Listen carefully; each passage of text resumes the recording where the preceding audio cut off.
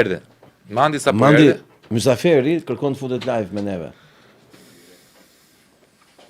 Edhe po thoja për Ukrainën.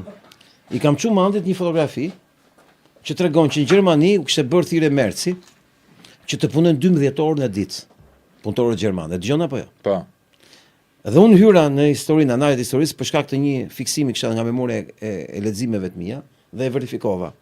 Në vitin 1935 Hitleri i kërkoi gjermanëve të punonin 12 orë në ditë për shkak të industrisë luftës. Dhe mu bë qasja 90 vjet më pas Merci i bën thirrje popullit gjerman që kërkojnë të kenë 6 orë ditë pune, të punojnë 12 orë ditë pune për rrezikun rus. Një rrezik i shpikur. Na hiq pak të valla.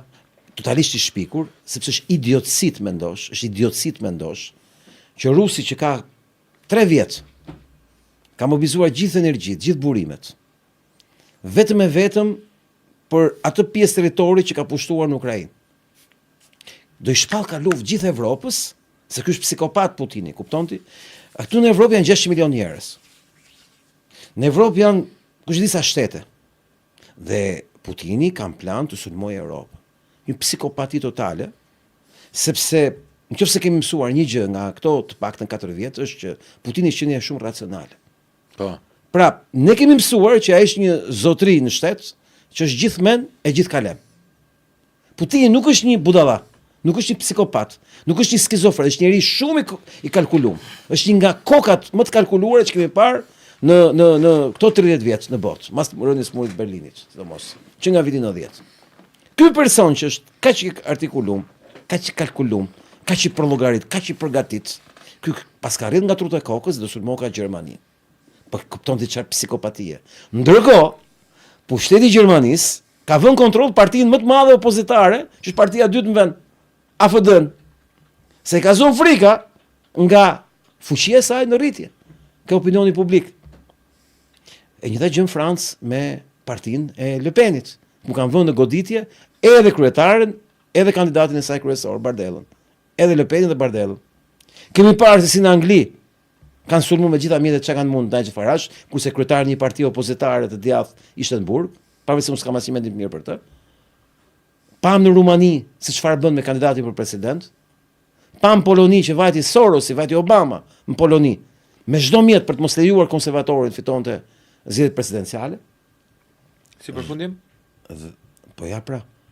Këta që thonë rreziku rus janë thjesht njerëz që u rrezikohet pushteti vendet e tyre dhe janë gati të çmendurojnë gjithë vendet e tyre dhe kjo më kujton vitin 1935 në Gjermani naziste. Po. Ajo që bën Merci është tipike ajo që bëri Hitleri në 1935. Identike, gërm për gërm. 12 orë punë ditë, punëtori gjerman 35 edhe hahet. Po në 2025 po i thuti 12 orë punë ditë, ata që kërkojnë 6 orë punë ditë dhe që kërkojnë ta bëjnë pushime dhe të njëjtën. M'fal dhe të premten, që punojnë vetëm 4 ditë në javë. Po Suedia sa larg është nga Gjermania? Është larg, një kontinent ç'është. Po ç'po them, pra jetojmë në çmenduri totale, në psikopati totale. Rusi ka marrë një goditje shumë të rëndë para 4 ditësh.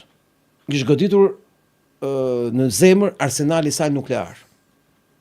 Në qoftë se ka një gjë që quhet strategji e nivelit lartë, do thotë, siguri e nivelit lartë ka të bëjë me strategjinë bërthamore. Amerika dhe Rusia, dy vendet superfuqishme bërthamore në botë, kanë pjesën më delikate, më të paprekshme, kanë arsenalin atomik. Çfarë përfshin arsenali atomik? Përfshin mbushjet atomike, mjetet e transportit tyre dhe komandimin e tyre. Është goditur mjetet e transportit të armatimit atomik të Rusisë. Në një aksion jashtëzakonisht shumë të kalkuluar, që idiotësia më e madhe që e hajnë njerëzit, dhe në televizor, ke Top Channel, ke Klani, këtu po, deri dhe ke BBC dhe ke Reuteri, që një biznesmen Ukrainas, pjesë e lidhur me shërbimet arritet të bëjë gjithë të gjën e modhe. E kush e ha? E kush e ha këtë idiotësi? Si kush e ha mo? E shërbim sekret anglez, kush e ha? Mbas edhe Amerika. Po ti ja kupton këtu hahet çfarë do lloj gjoje që hitet në treg. Por e hajnë anglezët, por e hajnë gjermanë dhe amerikanët. Po janë gjithë efekti turmës, vlla. Idiot më komplet. Domthon kishe bërë një pyetje, një djalë që parë që harrova t'ja lexoja aty, edhe më kishte thonë profe, ti si pedagog që je, ana bën dot një lloj korelacioni për gjeopolitikën botërore çapo ndodhe dhe pse këta të BE-s po e përkrajnë kaq shumë Ramën. Edhe kam fatin tani që apo shantin apo kohën që t'ja shpjegoj me dy fjalë vëlla. Se ti e di që un jam simplificist, domethënë i them gjëra shumë shkurt vëlla. Nuk duhet lodhem me teori. Teoria kur duhet. Stabilokracia, dashur miq. Në kohë lufte qëndrojnë regjimet ekzistuese. Europa është mobilizuar për luftë, se kanë 100 vjet që është paqja. Edhe këtyre u ka ikur interesi tyre ekonomik, sepse industria e luftës është industria më fitimprurse e botës. Po ta mbani mend, problemi midis Rusisë dhe Ukrainës ka lindur në momentin që Ukraina ka zbrazur të gjithë depot e veta të armëve duke marrë armatim europian. Apo ja.